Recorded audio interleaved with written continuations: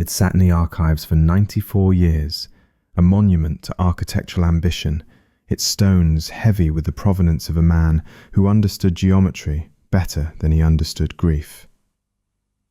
Oakhaven Reach. The name appears in county records with the precision of a surveyor's mark. 94 feet from east gable to west, 3 stories of granite and oak, a solarium facing south, every measurement documented, every angle calculated, every room accounted for, except one. Lucas's steel tape stops at 82 feet inside, leaving 12 feet of solid stone where the blueprints promise only air. The discrepancy sits at the heart of the house, not in the wings or the cellar, but in the centre, where a grand hall should breathe. The question crystallizes with the weight of those missing 12 feet. Why does a house hide a void at its core? Lucas enters on a Tuesday morning when the light slants through the tall windows at angles that expose dust rather than dispel it. He carries the instruments of his trade, a laser measure, a steel tape, a clipboard thick with property documents. The estate's absent owners hired him for a simple task: update the records, verify the dimensions, note any structural concerns before the property changes hands again. The manor breathes around him as he works. Floorboards exhale decades of trapped pressure beneath his boots. The air tastes of old varnish and the particular staleness that accumulates in houses left too long without human warmth. He begins with the exterior, circling the building with methodical patience. The east gable measures 32 feet, the west gable 32 feet, north to south 68 feet, east to west 94 feet exactly, matching the 1887 blueprints spread across the hood of his truck. Inside, he starts at the eastern wall of the solarium, pressing the laser measures button and watching the red dot dance across the opposite wall. The device beeps. 82 feet. He frowns, checks the calibration, measures again. 82 feet. The tape measure confirms what the laser already told him. From the solarium's eastern edge to the western parlour's final wall, 82 feet of traversable space. 12 feet vanished somewhere between the exterior stone and the interior plaster. Lucas stands in the central corridor, studying the walls. The house was built with symmetry in mind. The wings balance, the rooms align. Yet here, in the heart of the structure, the geometry fractures. He approaches the suspect wall, the one that should mark the entrance to a grand central hall according to the original plans. His knuckles rap against the surface. The sound returns dull, resonant, swallowed by something far more substantial than hollow framing and horsehair plaster. He presses his palm flat against the wall. Cold, solid, the kind of density that speaks not of renovation or partition, but of deliberate mass. The blueprints show a different truth. In 1887, Alistair Vane designed a 2-story reception hall here with a curved staircase and a skylight. The drawings are precise, rendered in ink that has faded to sepia but remains legible. The hall was meant to be the house's centerpiece, a space where light would pour down from above and guests would gather below. Instead, there is only wall. Lucas returns to his truck for a stud finder, then a thermal camera. The stud finder registers nothing. No wooden framework, no gaps, just continuous density. The thermal image shows a cold mass, uniform in temperature, betraying no cavities or air pockets. He steps back, letting his eyes trace the lines where this wall meets the adjacent surfaces. The joinery is seamless, professional, but the plaster here carries a different texture, slightly smoother. The paint, though aged, seems applied in a different era than the surrounding rooms. Someone filled the center of the house, not during construction, but after. The work was thorough, expensive, permanent. Lucas photographs the wall from multiple angles, documents the measurements, notes the discrepancy in his report. But the professional observations don't satisfy the question forming in his mind. He understands, standing in the corridor with his instruments and his documentation, that he is mapping not a building, but a burial. Something was sealed here with the kind of intention that transcends simple renovation. The house holds its breath around him, waiting to see whether he will leave the secret undisturbed, or whether he will do what surveyors are trained to do, measure the truth, no matter what the truth reveals. Lucas spreads the original parchments across the library table, their edges brittle enough to crumble at careless handling. The paper carries the weight of age, yellowed to the colour of old bone, marked with the precise draftsmanship of a different century. Alistair Vane's signature sits in the lower right corner of each sheet, rendered in ink that is oxidized to rust. The plans show every detail of Oakhaven Reach as it was meant to be. The solarium's curved glass, the servants' quarters tucked beneath the eaves, the grand central hall rising 2 stories with a skylight designed to flood the space with noon sun. He traces the hall's outline with his finger, 24 feet wide, 16 feet deep, ceiling height of 18 feet at the peak. The calculations in the margins show load-bearing considerations, the thickness of support beams, the angle of the skylight's pitch. Everything points to a space designed not just for function, but for impression. Lucas looks up from the plans to the wall before him. Where the hall should breathe, only stone exists. He taps the surface again, listening to the resonance. The sound doesn't lie. Beneath the plaster, something far older than the house's interior finishes waits. He fetches a utility knife from his kit and carefully scores a small section near the baseboard, peeling back the wallpaper and top layer of plaster. Red brick emerges. Not the uniform, machine-pressed brick of the 1880s, but rough-hewn blocks with irregular edges, the kind laid by hand in haste rather than craft. He expands the opening, working methodically, preserving what he removes. More brick appears, fitted without mortar in some places, packed with crumbling lime paste in others. The pattern suggests urgency, a wall built not by the original masons who constructed Oakhaven Reach, but by someone working alone, working quickly, working to seal something away. Lucas pulls a sample of the mortar, crumbling it between his fingers. The texture is wrong for 1887 construction, too coarse, too dry, mixed without the proper ratios. He photographs the exposed brick, noting the inconsistent joinery, the way some blocks sit flush while others jut inward at odd angles. He returns to the plans, studying the cross-sections. The original design shows the central hall's walls as standard frame construction, wooden studs, lath, plaster. The exterior walls are granite, yes, but the interior partitions were never meant to be solid masonry. Someone breached the original structure and filled the void with stone.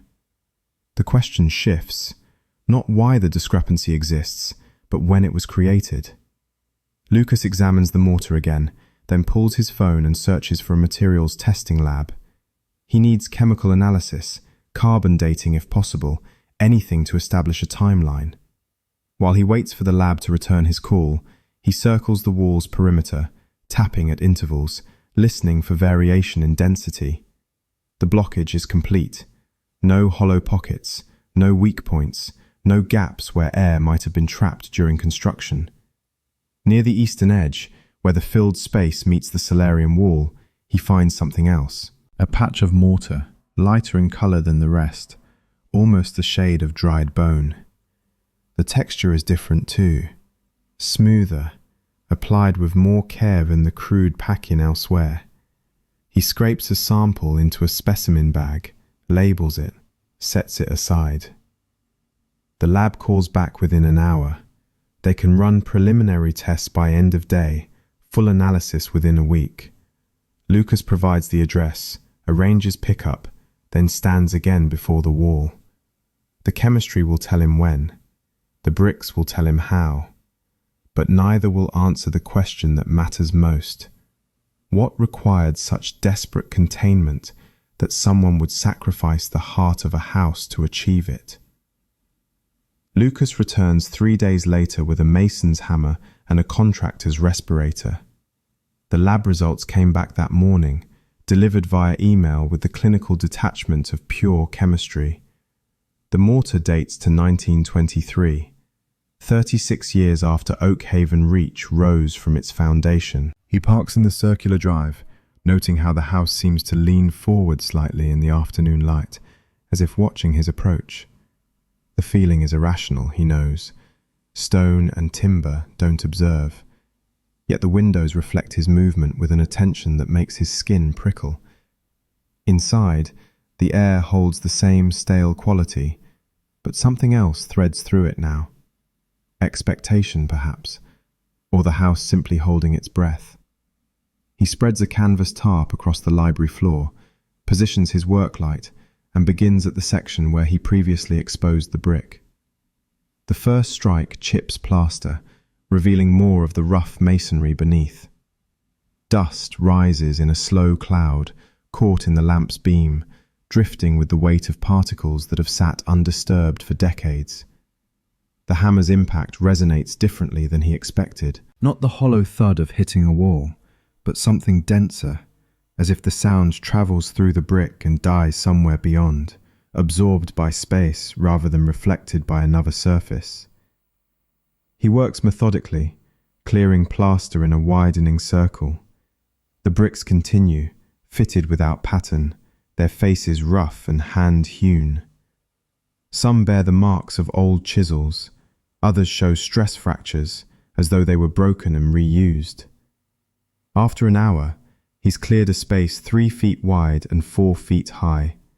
The brick pattern reveals itself, not a solid wall built from the outside in, but something else entirely. The blocks face inward.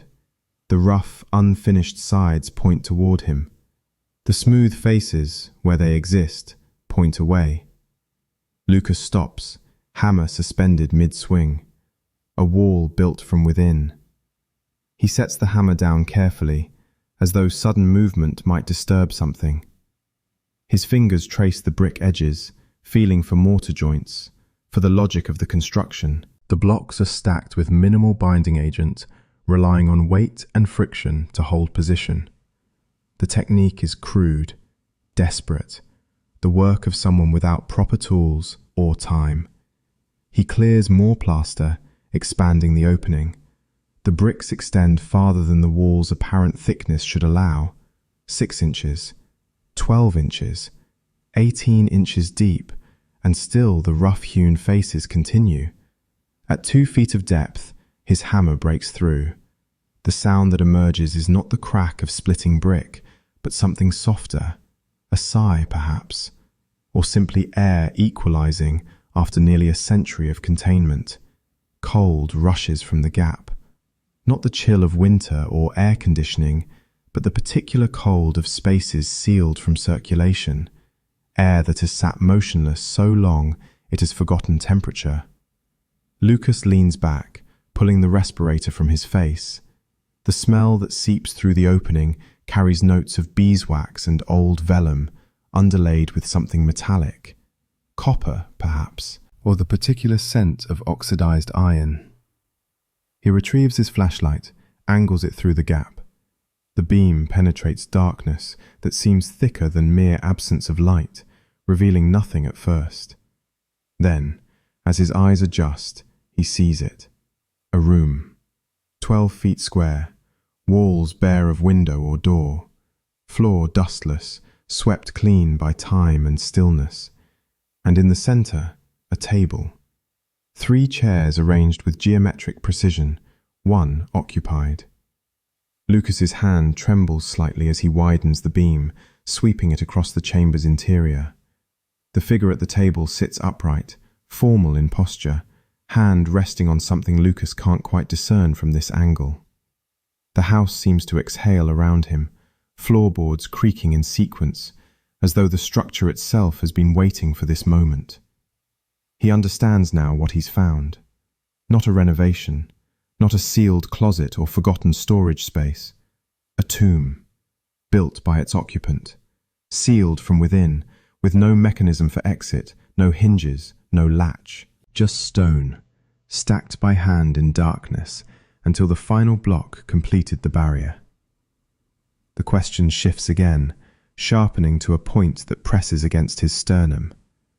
How does one brick oneself inside a room with no door?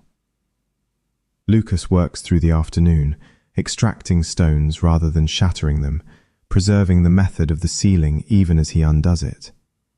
Each block he removes reveals more of the construction's logic, or lack thereof. The bricks were stacked in courses that spiral inward, beginning at the outer edge and working toward the center, growing smaller as the available space contracted. He imagines the architect working in darkness, feeling for position rather than seeing it, placing each stone by touch alone. The final blocks would have been set blind, arms extended through a narrowing gap, fingers guiding granite into place until only a fist-sized opening remained. Then that too would have been sealed, the last stone pressed home from within, completing the barrier. The air escaping through the widening breach grows colder with each removed block. Lucas's breath mists in the lamplight, despite the summer heat pressing against the house's exterior. The temperature differential suggests the chamber has maintained its own climate, isolated from seasonal change, existing in a perpetual autumn chill. He clears enough space to pass through, a gap 3 feet wide and 5 feet high. Beyond it, the chamber waits in absolute darkness, a cube of shadow that his flashlight struggles to penetrate. The beam seems to thin as it crosses the threshold, as though the air inside possesses a different density. Lucas pauses at the opening, one hand braced against the rough brick edge. The professional part of his mind catalogues observations, chamber dimensions, construction method, preservation state. The other part, the part that responds to instinct rather than training, hesitates. The house leans toward the void. He feels it in the way the floorboards beneath his feet seem to slope imperceptibly inward, in the way sound behaves differently near the opening, absorbed rather than reflected. He steps through. The cold intensifies immediately, wrapping around him like water. His breath comes out in visible clouds. The floor beneath his boots is smooth stone, swept clean of dust, as though someone maintained it until the final moment before sealing. The table stands exactly where the flashlight first revealed it, center of the room, positioned with geometric precision. Dark oak, heavy construction, surface unmarred by time. 3 chairs surround it in perfect spacing, their backs aligned to the cardinal directions, north, east, south. The figure occupies the southern chair. Lucas approaches slowly, the beam of his flashlight steady despite the tremor in his hand. The man wears formal attire, a suit of dark wool that has held its shape through decades of stillness. His hand rests on a trowel, fingers curved around the wooden handle as though interrupted mid-task. The posture suggests alertness rather than death, a body waiting rather than collapsed. Alistair Vane. Lucas recognizes him from the signature on the blueprints, from the single photograph in the county archives. The architect of Oakhaven Reach, seated in the heart of his creation, eyes closed but expression composed. Shelves line the walls, holding not books but ledgers, dozens of them, bound in leather, spines labelled in a hand that grows increasingly frantic across the sequence. The earliest volumes sit neat and ordered on the left, the latest lean at angles on the right, stacked without care, as though placed in haste. Lucas pulls the nearest ledger, opens it to a random page. Architectural calculations fill the margins, rendered in graphite and something darker. The numbers cascade down the page in columns that make no structural sense, ratios that describe impossible geometries, load-bearing equations that solve for weights no building should carry. The house settles around him, a sound like joints cracking, like pressure equalizing. The temperature drops another degree, and Lucas understands, standing in the sealed chamber with the architect's preserved form and his incomprehensible mathematics, that he has not simply opened a room, he has broken a seal. Inside, a single table of dark oak, 3 chairs arranged with precision, one occupied. Candles stand burned to nubs along the table's edge, yet the wax pools appear fresh, their surfaces smooth and glossy as though cooled only hours ago. The wicks remain white with unused potential, untouched by flame despite the melted towers beneath them.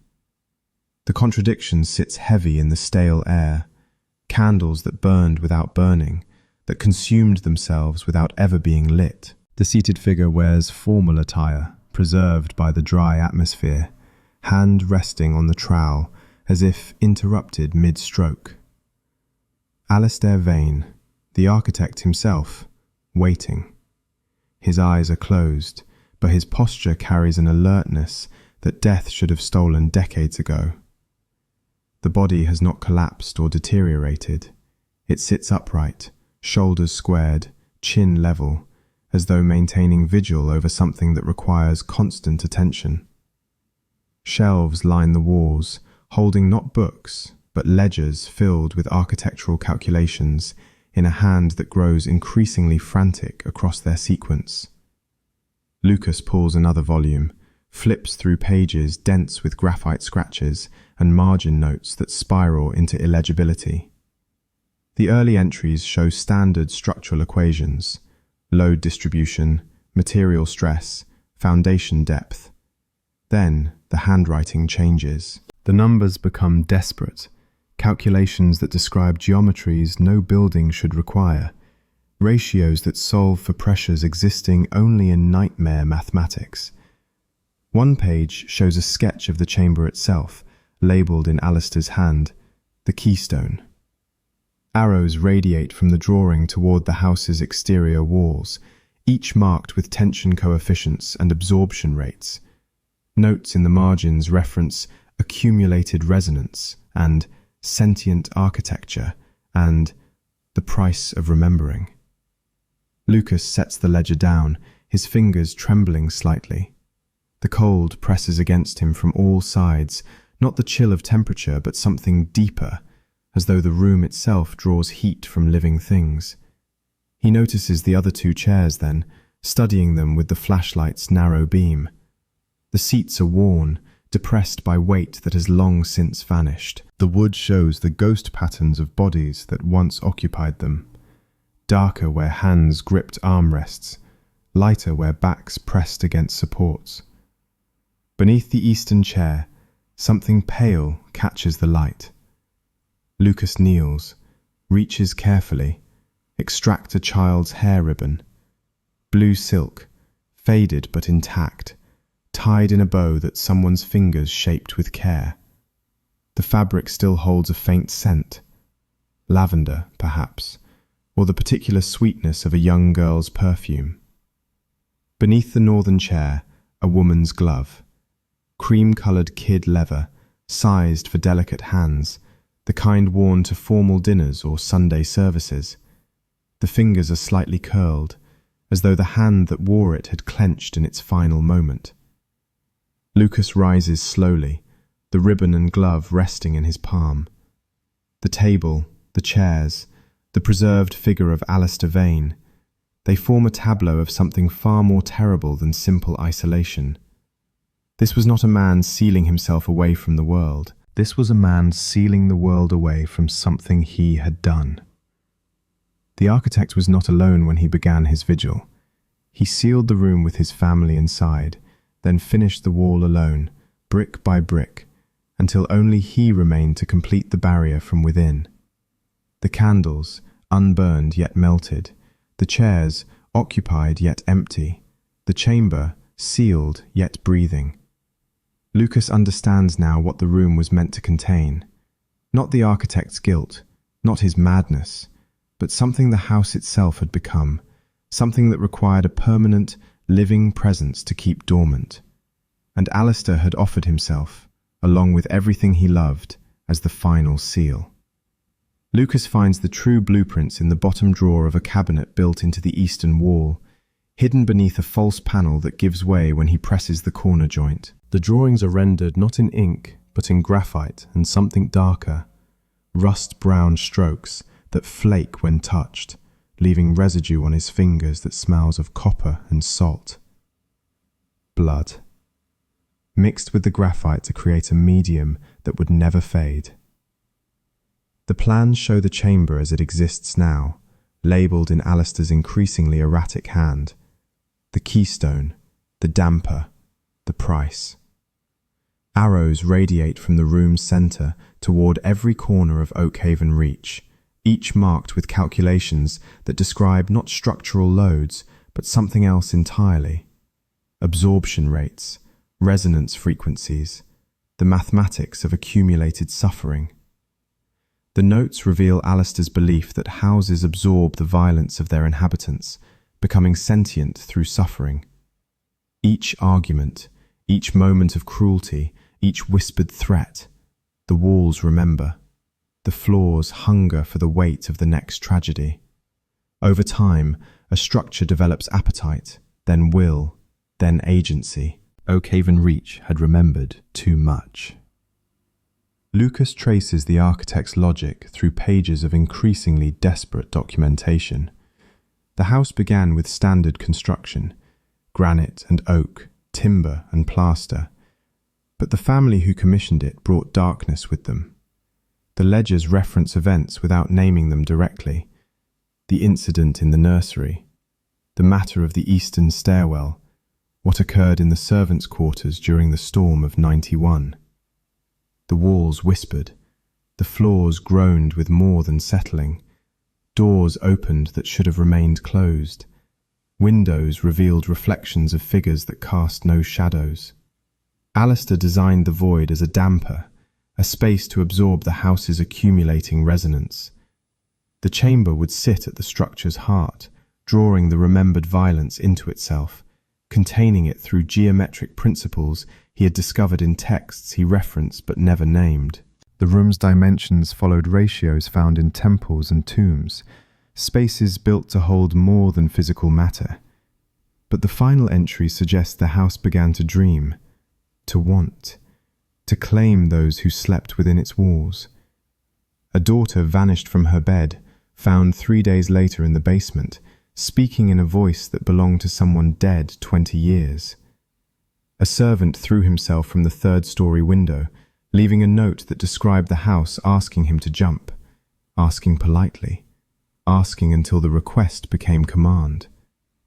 Alistair determined that only a permanent, living presence could satiate the structure's appetite. Not a temporary occupant, but a willing sacrifice. Someone who would remain conscious, aware, feeding the house's hunger with their own slow dissolution, rather than allowing it to consume others. He chose himself. Then, reading the final pages, Lucas understands the full horror. Alistair chose his family first. The notes describe a dinner, the three of them seated at this table, wine laced with something to ensure sleep, the ceiling beginning while they remained unconscious, brick by brick, until the chamber was complete.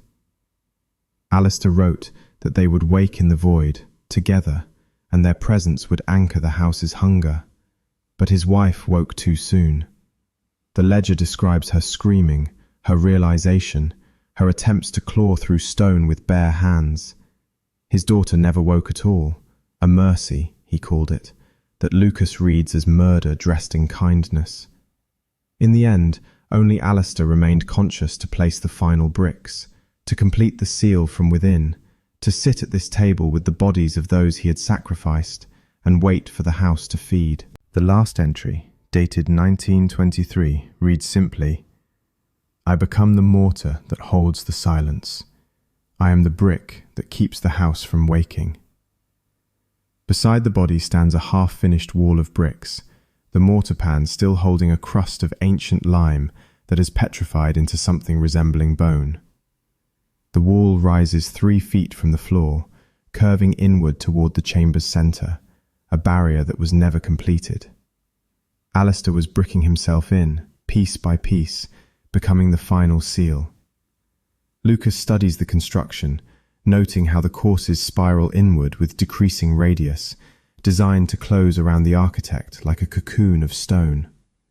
The technique matches the outer wall, blocks placed from within, rough faces pointing outward, smooth faces turned toward the diminishing space where Alistair would have stood, arms extended through the narrowing gap, setting each stone until his body became part of the architecture itself. The mortar pan sits on the floor beside the incomplete wall, its contents dried to powder decades ago.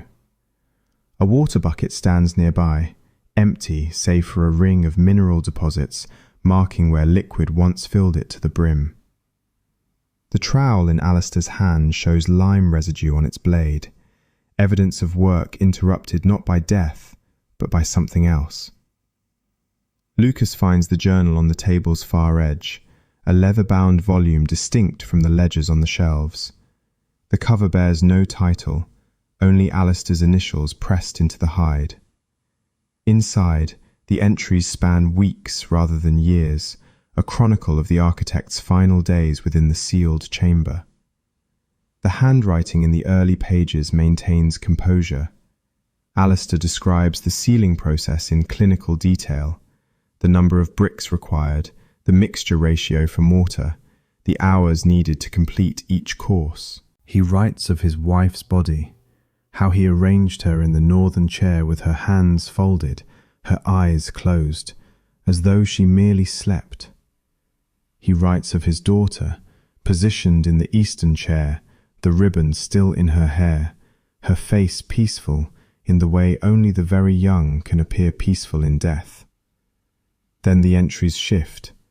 The handwriting deteriorates, letters slanting at odd angles, words running together as though written in haste or darkness or both. Alistair describes hearing the house beyond the walls, its voice no longer a whisper but a roar. The chamber was supposed to contain the resonance, to absorb the accumulated violence and hold it dormant. Instead, the architect realized too late, he had created a stomach for the house to digest its offerings. The house consumed his family completely. Not their bodies, those remained, preserved by the chamber's dry air and geometric properties, but their presence, their memory, their very existence in the world beyond the walls. Alistair writes of attempting to recall his wife's name and finding only silence where the sound should form. He describes looking at his daughter and seeing a stranger, a girl whose face he recognized, but whose identity had been erased from everything except the physical form before him. The house ate them from history, removing them from photographs and documents and the memories of everyone who had known them. They became ghosts before they became corpses, and then they became nothing at all. The final entry, dated 3 weeks after the sealing, reads, "The house requires a permanent offering. I thought sacrifice would satisfy it. I was wrong. It does not want death. It wants witness. Someone must remain awake, aware, feeding it consciousness instead of allowing it to hunt. I will not leave this chair. I will not close my eyes. I will watch until watching is all I am." The journal ends there, mid-page, the final sentence trailing into blank parchment. Lucas looks at Alistair's preserved form, at the hand still gripping the trowel, at the eyes closed despite the vow to keep them open. The architect failed his vigil eventually.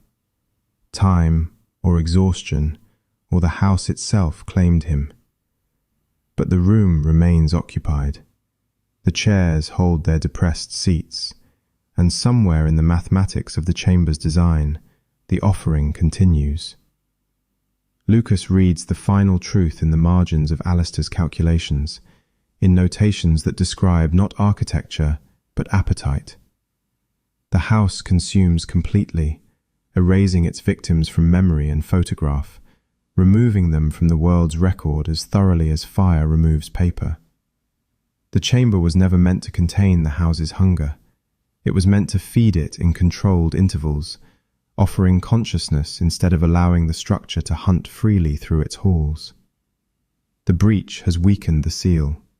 Lucas feels it in the way the walls pulse now, a rhythm like breathing, like a heart that has slept too long suddenly remembering its purpose. The floorboards outside the chamber begin to groan, not with settling, but with something closer to anticipation.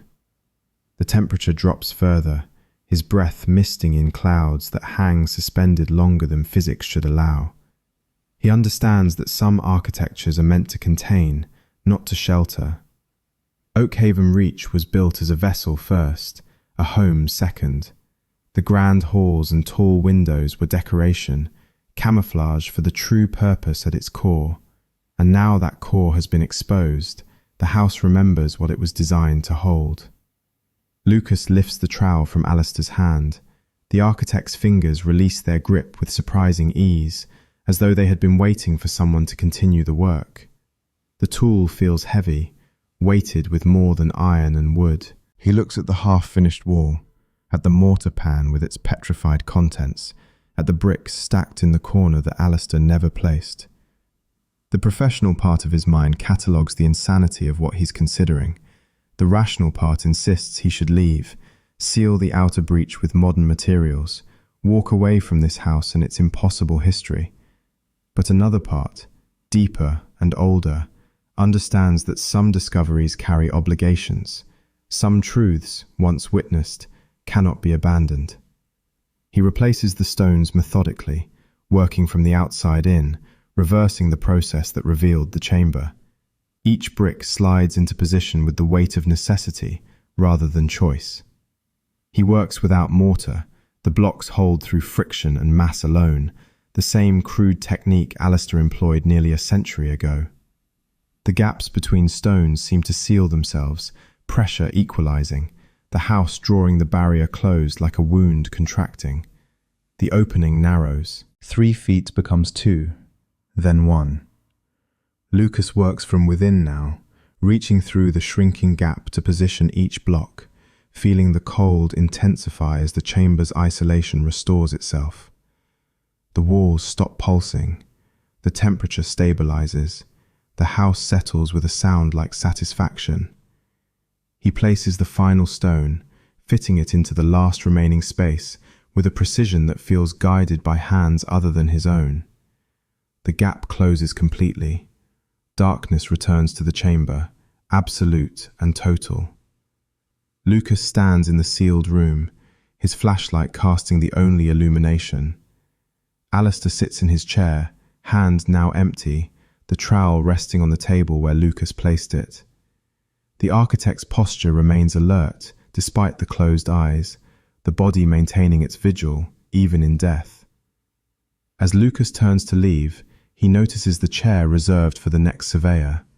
The southern seat, positioned with geometric precision, its wood worn smooth by weight that has not yet arrived. Alistair's hand has shifted, he realizes.